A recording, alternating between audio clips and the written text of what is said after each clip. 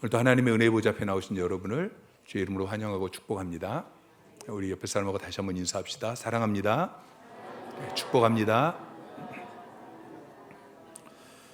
우리가 히브리서 11장에 나오는 믿음의 거장들을 통해서 우리가 가져야 될 믿음이 무엇인지를 계속해서 묵상하고 있습니다. 1절부터 3절까지 말씀은 먼저 믿음이 바라는 것들의 실상이다, 보이지 않는 것들의 증거다라고 말씀하고 있습니다. 우리는 눈에 보이는 것을 붙들고 사는 사람이 아닙니다. 아는 생활이 아니고 믿음 생활을 하는 사람들입니다. 눈에 보이지 않지만 하나님과 하나님의 말씀을 믿는 그 믿음으로 사는 사람입니다. 4절에는 첫 번째 믿음의 거장인 아벨을 이야기하고 있는데, 아벨은 믿음으로 더 나은 제사를 드렸습니다. 하나님께서 말씀하신 대로 피해 제사, 희생 제사, 속죄 제사를 하나님 앞에 드렸습니다. 하나님께서 약속하신 오실 메시아를 믿는 그 믿음으로 어린 양을 잡아서 하나님 앞에 제사를 드린 것입니다. 그로 말미암아 아벨은 하나님께 의롭다 하심을 얻었습니다. 그의 죄가 사함을 받고 의인이 되어진 것입니다. 오늘 에녹의 믿음은 무엇입니까? 5절은 에녹이 그 믿음으로 죽음을 보지 않고 옮겨졌다라고 말하고 있습니다. 에녹은 죽음을 보지 않고 옮겨졌습니다. 어디로 옮겨졌죠? 천국으로 옮겨진 것입니다. 여러분 천국 가고 싶은가요? 여러분 정말 천국 가고 싶으세요? 오늘 밤 천국 가고 싶으신 분? 왜 웃으세요? 어떤 목사님이 설교를 하면서 여러분 모두 다 천국 가시기를 축복합니다. 그랬더니 막 아멘이. 목사님이 계속해서 여러분 오늘 밤에 천국 가시기를 주님의 이름으로 축복합니다. 그랬더니 아무도 아멘을 하지 않는 거예요. 이 목사님께서 오리털 하나를 후 불면서 이 오리털이 자기 앞에 떨어지는 분은 오늘 밤 천국 가는 복이 임할 줄 믿습니다. 그랬더니 그때부터 성도들이 설교는 안 듣고 후 자기에게 떨어지지 말라고. 여러분 웃고 있는데 이게 나의 모습은 아닙니까? 천국은 믿습니다. 천국 가는 게 복이고 천국은 가고 싶고, 근데 지금은 아닙니다. 나중에 가고 싶죠. 어떤 분이 늙어서 갑자기 건강이 안 좋아졌어요. 그래서 자녀들이 모여서 자녀들이 아버지를 염려하며 이렇게 이야기합니다. 아버지 건강하게 오래오래 사셔야죠. 그랬더니 그분이 이렇게 대답했어요. 사탄아 물러가라. 때가 되면 가야지. 여러분 이게 진짜 믿음입니다. 천국은 가고 싶습니다. 그런데 장애물이 있습니다. 죽음이라는 형벌이죠. 다 죽어야만 천국을 갈 수 있습니다. 그런데 에녹은 죽음을 보지 않고 천국으로 갔습니다. 자, 인류 최고의 형벌인 죽음을 통과하지 않고 죽음의 고통 없이 천국으로 갈 수 있었던 그 에녹의 믿음은 무엇입니까? 5절 말씀을 보면 그는 옮겨지기 전에 하나님을 기쁘시게 하는 자라 하는 증거를 받았느니라 그랬어요. 자, 증거를 받았느니라, 이 말씀은 하나님께 인정을 받았다, 하나님이 인정해 주셨다라는 말이라고 말씀을 드렸습니다. 하나님을 기쁘시게 하는 자라고 하나님께서 인정해 주셨다는 것이죠. 6절을 보면은 믿음이 없으면 하나님을 기쁘시게 할 수 없다라고 말씀하고 있습니다. 그런데 에녹에게는 믿음이 있었습니다. 그 믿음으로 하나님을 기쁘시게 했습니다. 그러자 하나님께서 그 믿음을 인정하시고 죽음을 보지 않고 그를 옮겨주신 것입니다. 자, 그러면 하나님을 기쁘시게 하는 그 믿음이 무엇입니까? 우리가 가져야 될, 그리고 에녹이 가지고 있었던 하나님을 기쁘시게 한 그것이 무엇입니까? 창세기에 보면은 에녹에 대해 기록한 부분이 아주 짧습니다. 창세기 5장 21절부터 24절까지 말씀 함께 읽겠습니다. 에녹은 65세에 무드셀라를 낳았고 무드셀라를 낳은 후 300년을 하나님과 동행하며 자녀들을 낳았으며 그는 365세를 살았더라. 에녹이 하나님과 동행하더니 하나님이 그를 데려가심으로 세상에 있지 아니하더라. 자, 히브리서 11장 오늘 우리가 읽은 본문 말씀은 에녹이 하나님을 기쁘시게 했기 때문에 죽음을 보지 않고 옮겨졌다라고 이야기하고 있고요. 근데 창세기 5장은 에녹이 하나님과 동행했더니 하나님이 그를 데려가셨다라고 기록하고 있습니다. 그러니까 하나님과 동행한 것을 하나님을 기쁘시게 한 것이라고 말씀하고 있는 것이죠. 자, 창세기 5장에 하나님과 동행했다라고 할 때에 히브리어 할라크라는 단어를 동행했다라고 번역했는데, 이 할라크라는 단어의 기본적인 뜻은 동행하다 또는 걷다, 그런 의미를 가지고 있습니다. 히브리어 성경을 나중에 70인 영어로 헬라어로 번역하면서 이 할라크라는 단어를 유에레스테센, 기쁘시게 했다, 그렇게 번역을 했습니다. 그래서 오늘 본문도 에녹이 하나님을 기쁘시게 하는 자라 하는 증거를 받았느니라, 이렇게 기록하고 있는 것입니다. 그러니까 하나님과 동행하는 삶, 이것이 하나님을 기쁘시게 하는 것입니다. 에덴 동산에서 아담과 하와는 하나님과 동행하는 삶을 살았습니다. 하나님과 함께하고 하나님의 얼굴을 보고 하나님과 대화를 했습니다. 그런데 아담과 하와가 선악과를 따먹었습니다. 죄를 지은 것이죠. 하나님이 기뻐하지 않습니다. 그러니까 하나님이 더 이상 동행할 수 없어서 그를 쫓아냅니다. 하나님에게서 쫓겨나고 에덴 동산에서 쫓겨나게 되어지죠. 그런데 이런 인간의 운명이 에녹에 의해서 바뀌게 되어집니다. 아담 이후 7대 만에 다시 에녹이 하나님과 동행하게 되어집니다. 에녹은 하나님과 동행하는 삶에 대한 모델로 우리 앞에 서 있는 것입니다. 히브리서 11장에는 명백한 연속성이 있습니다. 아벨은 믿음으로 더 나은 제사를 드렸습니다. 그리고 의로운 자로 인정을 받았습니다. 그리고 에녹은 더 나아가서 하나님과 동행하는 삶을 살았습니다. 여러분, 예수 믿고 죄사함 받고 의롭게 되어지고 구원받는 그것으로 끝나지 마시기 바랍니다. 더 나아가서 하나님과 동행하는 삶을 사시기를 주님의 이름으로 축원합니다. 우리가 하나님을 전혀 모르고 이 세상에 살고 있었습니다. 그런데 오늘 하나님께서 우리를 부르셨습니다. 하나님의 자녀로 부르셨습니다. 교회로 부르셨습니다. 예배하는 자리로 하나님께서 오늘 또 우리를 부르셨습니다. 왜 부르셨습니까? 우리는 일상생활 가운데 자주 부름을 받습니다. 자녀들이 아빠를 부릅니다. 자녀들이 아빠를 부를 때 왜 부르죠? 아빠, 이것 좀 해주세요. 아빠, 이것 좀 해주세요. 자기가 하지 못하는 것을 해주라고 부탁하기 위해서 부르는 것입니다. 일 때문에 부르는 것이죠. 회사에서도 마찬가지예요. 김대리 부를 때는 왜 부릅니까? 일하라고 부르는 것입니다. 그런데 사랑하는 사람이 부를 때는 일 때문에 부르는 것이 아닙니다. 여보, 우리 바람 쐬러 가요. 여보, 밥 먹으러 갑시다. 여보, 차 마시러 갑시다. 이것은 일이 아니죠. 관계 때문에 부르는 것입니다. 하나님이 저와 여러분을 부르실 때도 마찬가지입니다. 우리에게 일을 더 많이 시키기 위해서 우리를 부르시는 것이 아니고 우리와 사랑의 관계를 누리기 위해서 우리를 부르시는 것입니다. 사람들은 스스로를 규정하면서 일하는 존재라고 자기를 규정합니다. 우리는 특정한 일을 하기 위해서 부름을 받았거나 또는 보냄을 받았다라고 생각합니다.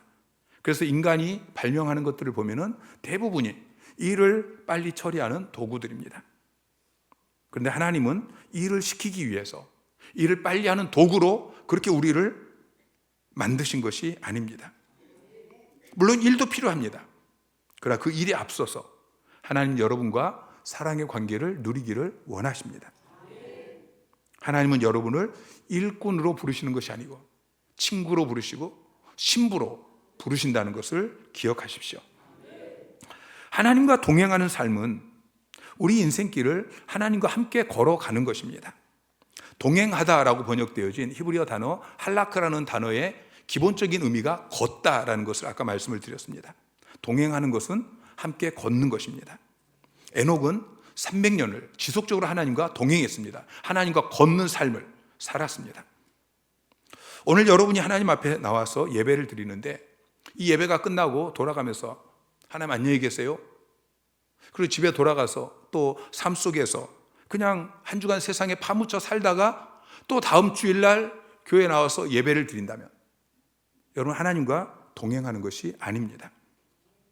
주일 축제 예배가 끝나고 돌아가는 것이 아쉬워서 기다리고 있다가 주일 오후 찬양 예배로 하나님 앞에 나아가고, 또 수요 예배로 하나님 앞에 나아가고, 또 금요 기도회로 하나님 앞에 나아가고, 그래도 아쉬워서 집에서 또 말씀 보고 기도하고 걸어가다가도 운전하다가도 찬양을 흥얼흥얼하고, 화단에 핀 작은 꽃 한 송이를 바라보면서도 하나님 너무 예뻐요. 날마다 순간순간 주님 손을 붙잡고 걸어가는 것입니다. 한 걸음 한 걸음 주 예수와 함께 날마다 날마다 우리는 걷겠네. 이게 동행입니다. 우리는 그렇게 하나님과 동행해야 됩니다. 근데 하나님과 동행하기 위해서 먼저 중요한 게 있어요. 그건 하나님 말씀을 준행해야 합니다. 자, 동행하다라고 번역되어진 헬라어 할라크, 이 단어가 기본적인 뜻은 동행하다 또는 걷다, 그런 의미인데, 이 단어는 종종 뜻을 쫓다, 삶을 살다, 그런 의미로 사용이 되어집니다. 그러니까 에녹이 하나님의 뜻을 쫓는 삶을 살았다라는 것이죠. 아담은 하나님 말씀에 순종하지 않았습니다. 하나님께서 선악과 먹지 말라, 하나님의 뜻입니다. 하나님 말씀하셨습니다. 그런데 그 하나님의 뜻을 쫓지 않고 순종하지 않았습니다. 하나님께서는 하나님의 말씀에 준행하지 않는 그 아담과 더 이상 동행할 수 없었습니다. 여러분, 순종해야 동행할 수 있는 것입니다. 성경에 하나님과 동행했다라고 기록된 사람이 두 사람입니다. 첫째는 에녹이고 두 번째는 노아인데요.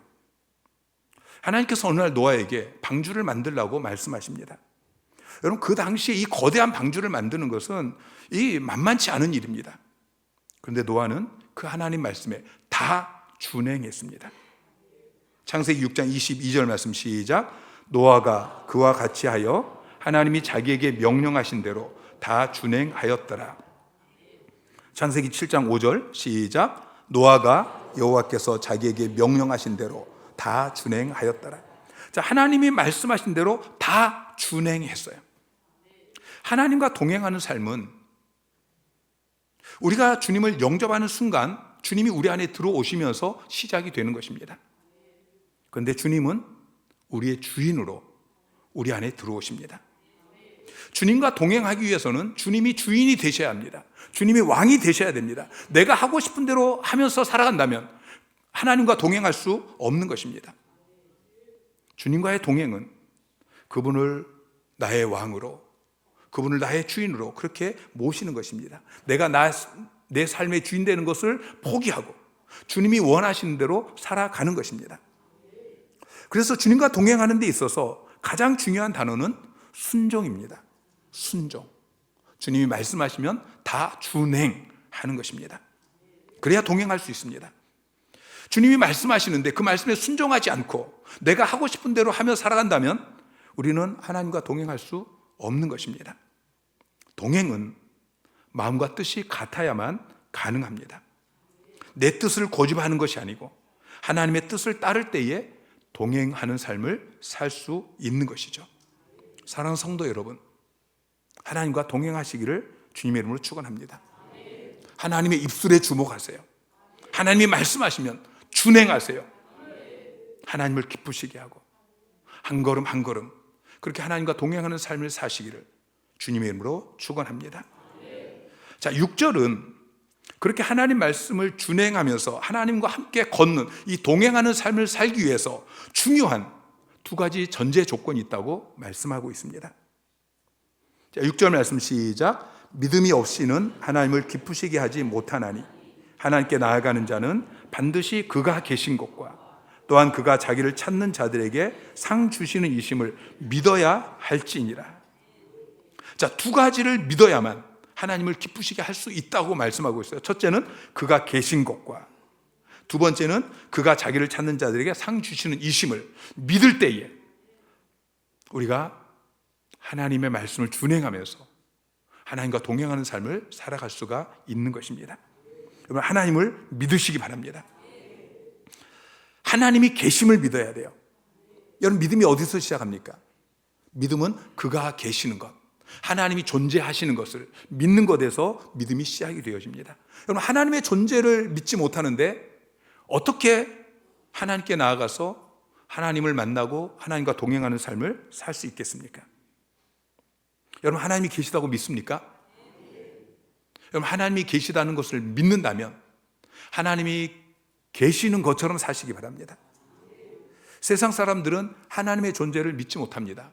그러니까 이 세상에서 자기 마음대로 죄를 지으면서 살아갑니다. 그러나 하나님의 살아계심을 믿는 사람, 하나님이 지금도 살아계시고 불꽃 같은 눈동자로 나를 지켜보고 계시는 것을 믿는 사람은 인생을 함부로 살 수가 없는 것이죠.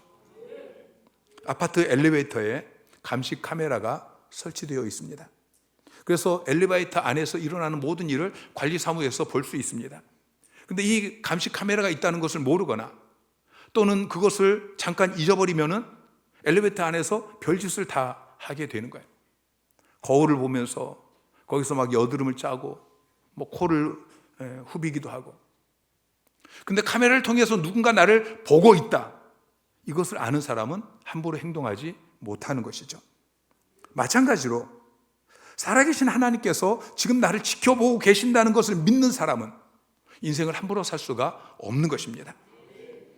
만약 우리가 인생을 함부로 산다면, 신앙생활을 함부로 한다면 그것은 살아계신 하나님, 지금도 하나님이 살아계신다라는 것을 말로만 이야기하는 것이지 실제로 믿지 않는 것이죠. 하나님은 살아계십니다. 하나님은 우리 가운데 계십니다. 하나님이 계시다는 것을 우리가 어떻게 알 수 있을까요? 하나님이 계시다는 걸 알 수 있는 방법은 믿음밖에 없습니다. 어느 누구도 하나님을 보아서 알 수 있는 게 아니죠. 요한복음 1장 18절은 이렇게 이야기해요. 본래 하나님을 본 사람이 없으되. 여러분, 하나님을 본 사람은 아무도 없습니다. 욥기 38장 4절에 하나님께서 욥에게 이렇게 말씀하셔요. 내가 땅에 기초를 놓을 때 내가 어디 있었느냐? 누가 그것의 도량법을 정하였는지, 누가 그 줄을 그 위에 띄었는지 내가 아느냐? 그것의 주추는 무엇 위에 세웠으며 그 모퉁이 돌을 누가 놓았느냐?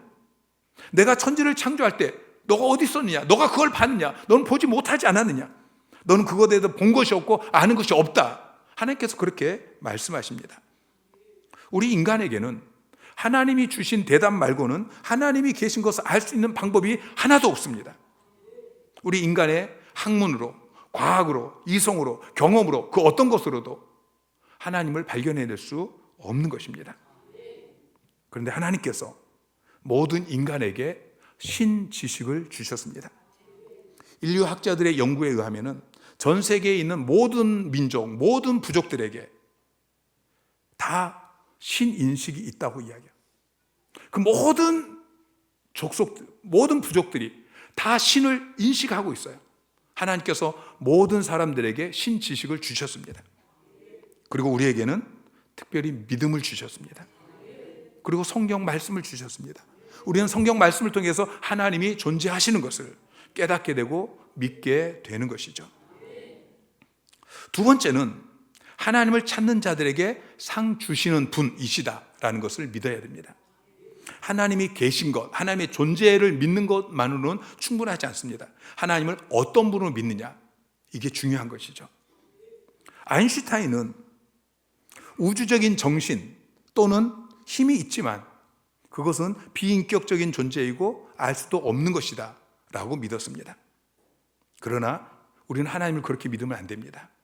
하나님을 인격적이신 분, 우리를 사랑하시는 분, 무엇보다도 오늘 본문에 나오는 것처럼 자기를 찾는 자들에게 상 주시는 이라고 믿어야 하는 것입니다. 여러분, 하나님을 그렇게 믿습니까? 하나님은 자기를 찾는 자들을 상 주시는 분이시다. 여러분, 정말 그렇게 믿습니까? 여러분, 믿음은 동사입니다. 믿는다면 행동을 해야 됩니다. 하나님을 찾는 자에게 상 주시는 분으로 믿는다면 상을 받기 위해서 하나님을 찾는 행동을 해야 하는 것이죠. 찾는, 이것은 대충 찾는 것이 아닙니다. 찾는으로 번역되어진 에크제테오라는 이 헬라어 단어는 계속 찾는 자, 문법적으로 현재 분사를 사용하고 있는데 이것은 계속 찾는 것을 의미합니다. 잠언 8장 17절에 나를 사랑하는 자들이 나의 사랑을 입으며 나를 간절히 찾는 자가 나를 만날 것이니라. 우리는 하나님을 간절히 찾아야 합니다. 에녹은 하나님이 계신 것을 믿었습니다. 그리고 하나님이 자기를 찾는 자들에게 상 주시는 이심을 믿었습니다. 그 믿음을 가지고 계속해서 하나님을 찾아 나갈 때 하나님께서 그를 기뻐하셨습니다. 동행해 주셨습니다. 그리고 상을 주셨습니다. 죽음을 보지 않고 그를 옮겨 주셨습니다. 여러분이 원하시는 상은 무엇입니까? 하나님은 자기를 찾는 자들에게 상을 주시는 분이십니다. 그 하나님을 찾으십시오. 간절히 찾으십시오. 그럼 살아계신 하나님을 만날 것이고 동행하게 될 것이고 여러분도 상을 받게 될 것입니다. 근데 동행하는 것이, 하나님과 동행하는 삶을 사는 것이 말처럼 쉽지가 않습니다. 제가 몇 년 전에 2달 동안 안식월을 가졌습니다. 아내하고 함께 안식월을 가지면서 가장 힘들었던 것이 아내와 동행하는 것이었습니다. 아내와 2달을 하루 종일 붙어 있었습니다. 1500시간을. 여러분 상상이 되시나요? 1500시간을 함께 붙어 있었습니다.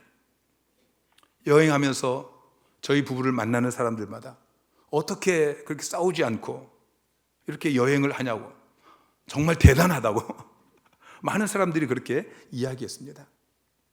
근데 사실 저희 부부는 2달을 동행한 것이 아니고 결혼하고 지금까지 30년 넘게 거의 하루 종일 붙어 있습니다. 월화수목금토일, 아침에 눈을 뜨면 저녁에 눈을 감을 때까지 거의 같이 있습니다. 동행하는 것이 처음에는 쉽지 않았습니다. 많이 싸웠습니다. 그런데 전환점이 있었습니다. 에녹도 마찬가지입니다. 에녹이 처음부터 하나님과 동행한 것이 아닙니다. 전환점이 있었습니다. 자, 21절, 22절 말씀을 보면은 에녹은 65세에 무드셀라를 낳았고 무드셀라를 낳은 후 300년을 하나님과 동행하며 자녀를 낳았으며, 자, 에녹이 무드셀라를 낳기 전까지는 하나님과 동행했다는 기록이 없습니다. 근데 무드셀라를 낳은 후에 하나님과 동행했습니다. 그러니까 무드셀라를 낳은 것이 하나님과 동행하는 어떤 전환점이 되었다는 것이죠. 무드셀라라는 그 이름의 뜻은 무트라는 단어와 살라흐라는 단어의 합성어인데, 무트라는 단어는 죽다라는 의미입니다. 살라흐라는 단어는 보내다, 그런 의미예요. 죽으면 보내겠다. 무엇을 보내겠다는 것입니까? 하나님 심판하시겠다는 것입니다. 홍수 심판을 보내시겠다. 그래서 무드셀라가 죽던 해에 홍수 심판이 일어났습니다. 무드셀라는 187세에 라멕을 낳습니다. 라멕은 182세에 노아를 낳았습니다. 그리고 노아 나이 600세에 홍수가 쏟아졌습니다. 그러니까 홍수가 난 그때는 무드셀라의 나이가 969세였습니다. 무드셀라는 965세에 죽었습니다. 하나님께서 어느 날 에녹에게 말씀하십니다. 이 세상이 너무 타락했다. 내가 이 세상을 심판할 수밖에 없다. 너는 자식을 낳으면 이름을 무드셀라라고 지어라. 그 아들이 죽는 해에 내가 이 땅을 심판할 것이다. 그 말씀을 듣고 그때부터 에녹의 삶이 달라졌어요. 그때부터 하나님과 동행하는 삶을 살기 시작했어요. 여러분, 그 당시는 타락한 시대였어요. 그런데 에녹이 그 타락한 시대를 살아가면서 타락한 세상을 바라볼 때는 그 타락한 세상과 동행하고 싶지만 무드셀라를 바라볼 때마다 하나님의 심판을 기억하게 되어집니다. 그래서 타락한 세상과 동행하는 삶을 사는 것이 아니고 거룩하신 하나님과 동행하는 삶을 살게 되는 것이죠. 그런데 그 무드셀라가 무려 969세를 살았습니다. 하나님께서 에녹에게 내가 이 세상을 심판할 것이다, 그렇게 말씀하시고 10년이 지나도 20년이 지나도 100년이 지나도 200년이 지나도 심판은 임하지 않았습니다. 거의 1000년 동안 심판이 임하지 않았습니다. 근데 그 속에서 에녹은 하나님의 약속의 말씀을 믿었습니다. 중요한 것은 우리가 다른 걸 믿는 것이 아닙니다. 믿음은 하나님을 믿고, 보이지 않지만 하나님을 믿고 하나님의 약속의 말씀을 믿는 것입니다. 에녹은 하나님의 약속의 말씀, 그 말씀이 300년 동안 이루어지지 않았지만 그러나 그 약속의 말씀을 믿고 변함없이 300년을 하나님과 동행하는 삶을 살았습니다. 하나님을 기쁘시게 했습니다. 여러분, 지금도 마찬가지입니다.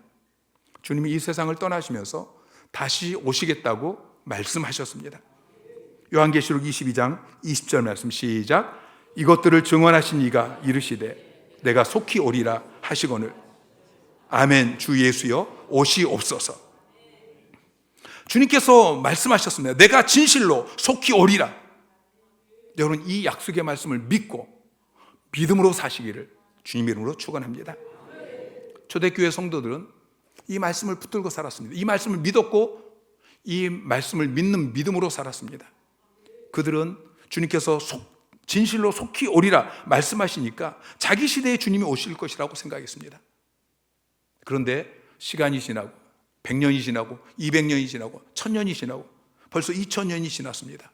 그런데 아직 주님이 오지 아니하시니까 많은 사람들이 주님이 다시 오실 것을 잊어버리고 에녹 때처럼, 노아 때처럼, 소돔과 고모라 때처럼 그렇게 세상에 빠져서 세상과 동행하는 삶을 살아가고 있습니다. 교회는 나오지만, 예수를 믿는다고 하지만 하나님과 동행하며 사는 사람들이 너무나 적은 시대를 우리가 살고 있습니다.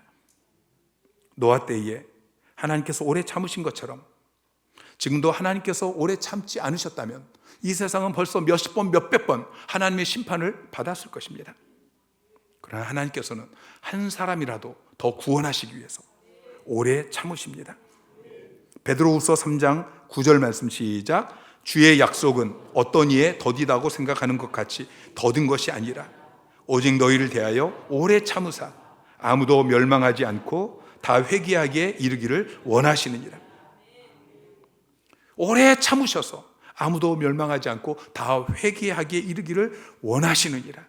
아직 여러분의 가족이, 여러분이 사랑하는 남편이, 아내가, 여러분이 사랑하는 자녀가, 여러분이 사랑하는 부모가, 여러분이 사랑하는 여러분의 그 친구가 아직 구원받지 못해서 그들이 멸망받지 않고 다 회개하고 구원받아야 되기 때문에 하나님은 지금도 오래 참고 계시는 것입니다. 그러나 우리 주님은 곧 오십니다. 하나님의 때에 속히 오실 것입니다. 이 약한 세대를 우리가 살아가면서 우리는 늘 무드셀라를 잊지 않아야 할 것입니다. 무드셀라를 잊지 않고 하나님과 동행하는 삶을 살아야 하는 것입니다. 그런데 사람들은 하나님과 동행하는 삶을 살아라, 너 세상에 그렇게 빠져 살지 말고 매일매일 날마다 순간순간 하나님과 동행하는 삶을 살아라, 그러면 여러 가지 핑계를 댑니다. 시대가 너무 악해서, 먹고 살기 힘들어서, 하나님과 동행하기 힘들다. 여러분, 성경에 하나님과 동행했다라고 기록한 인물이 2명이라고 그랬잖아요. 에녹, 노아. 여러분, 에녹 시대는 이 세상이 악해서 하나님께서 내가 이 세상을 심판해야겠다 말씀하신 때입니다. 노아 때에는 하나님께서 이 세상을 심판하실 걸 참다가 더 이상 참지 못하고 죄가 관영해서 마침내 이 세상을 심판하신 때였습니다. 그런데 그때 에녹과 노아는 하나님과 동행했습니다. 세상이 아무리 악할지라도 무드셀라를 기억하면 하나님과 동행할 수 있는 것입니다. 사랑하는 성도 여러분, 건강하고 오래 사시기를 주님의 이름으로 축원합니다. 그러나 반드시 오래 사는 것이 복이 아닐 수 있다는 것을 기억하십시오. 창세기 5장에 나오는 모든 사람들은 에녹보다 더 오래 살았습니다. 평균 800세를 넘게 살았습니다. 그런데 에녹은 365세밖에 살지 못했습니다.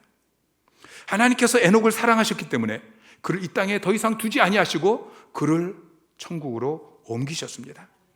하나님은 자기 백성과 교제하는 것을 기뻐하십니다. 그래서 시편 기자는 이렇게 이야기하죠. 시편 116편 15절에 그의 경건한 자들의 죽음은 여호와께서 보시기에 귀중한 것이로다. 죽음이, 성도의 죽음이 하나님 보시기에 귀중하다라고 이야기해요. 왜 죽음이 귀중합니까? 우리가 죽음을 통과해야 하나님 앞에 설 수 있기 때문입니다. 그런데 에녹은 죽음을 통과하지 않고 하나님께로 옮겨졌습니다. 이 사실이 우리에게 일깨워 주는 것은 믿음으로 사는 자에게는 더 이상 사망이 왕노릇하지 못한다는 것입니다. 그래서 우리는 더 이상 사망을 두려워하거나 사망의 종노릇하며 살 필요가 없는 것입니다. 요한복음 11장 25절부터 26절까지 시작. 예수께서 이르시되 나는 부활이요 생명이니 나를 믿는 자는 죽어도 살겠고 무릇 살아서 나를 믿는 자는 영원히 죽지 아니하리니 이것을 내가 믿느냐. 아멘. 여러분 믿으십니까? 부활이요 생명이신 주님, 주님을 믿는 자는 살아서 믿는 자는 영원히 죽지 아니하리니. 우리는 주님의 약속의 말씀을 믿고 사도 바울처럼 사망을 향해서 사망아 너의 승리가 어디 있느냐, 사망아 너의 쏘는 것이 어디 있느냐 담대히 외쳐야 할 것입니다. 여러분의 인생에도 언젠가 끝이 있다는 것을 기억하십시오. 우리는 언제 이 세상을 떠날지 알 수 없습니다. 주님은 곧 다시 오십니다. 속히 다시 오시겠다고 말씀하셨습니다. 그리고 심판이 있습니다. 천국이 있고 지옥이 있습니다. 불 가운데 얻은 부끄러운 구원을 얻을 사람도 있고 영광스러운 면류관을 받을 사람도 있을 것입니다. 에녹은 아들의 이름을 무두셀라라고 지었습니다. 제 친구 목사님은 아들의 이름을 제림이라고 지었습니다. 그 아들을 볼 때마다 제림, 주님이 곧 다시 오신다. 여러분도 무엇인가 무두셀라를 새기시기 바랍니다. 그리고 그것을 볼 때마다 다시 기억하십시오. 그것이 여러분의 삶의 전환점이 되게 하십시오. 하나님과 동행하는 삶을 살기로 결단하십시오. 하나님 말씀을 준행하면서 하나님과 함께 한 걸음 한 걸음 그렇게 걸어가는 여러분의 인생이 되시기를 주님의 이름으로 축원합니다.